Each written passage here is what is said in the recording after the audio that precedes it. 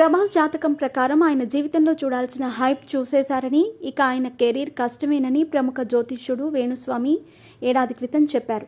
ప్రభాస్తో సినిమాలు చేసే నిర్మాతలు జాతకాలు చూపించుకోవాల్సిందేనని హెచ్చరించారు. వేణుస్వామి జాతకం చెప్పిన తర్వాత ఆదిపురుష్ లాంటి డిజాస్టర్ చూశారు ప్రభాస్. దీంతో వేణుస్వామి చెప్పింది కరెక్టేనని కొంతమంది వాదించారు. అయితే వేణుస్వామి చెప్పింది ముమ్మాటికి తప్పని, అవన్నీ గాలి మాటలని ఇప్పుడు ప్రభాస్ ఫ్యాన్స్ అంటున్నారు.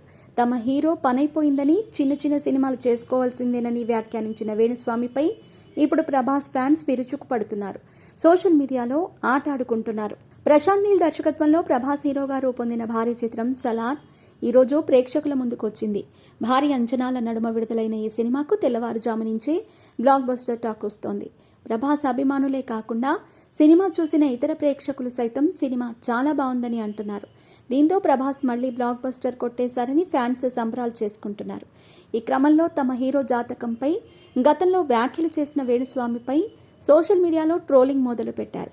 వేణుస్వామి మీద రివెంజ్ ఏదైనా ప్లాన్ చేయండి అంటూ ఒకరినొకరు ఫ్యాన్స్ రెచ్చగొట్టుకుంటున్నారు. అయితే వేణుస్వామి చెప్పినట్టుగా ఇప్పుడు జరగలేదు. సలార్ బ్లాక్ బస్టర్ అయ్యింది. ఇదే కాదు, తెలంగాణలో మళ్లీ అధికారంలోకి వచ్చేది బీఆర్ఎస్ అని వేణుస్వామి చెప్పారు. అది కూడా జరగలేదు. దీంతో ఇప్పుడు వేణుస్వామి జాతకం చూపించుకోవాల్సిన సమయం వచ్చిందని ప్రభాస్ ఫ్యాన్స్ ఎగతాళి చేస్తున్నారు.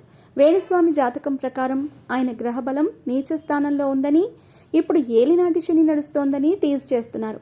మొత్తం మీద వేణుస్వామి ప్రభాస్ ఫ్యాన్స్కి బాగా దొరికిపోయారు.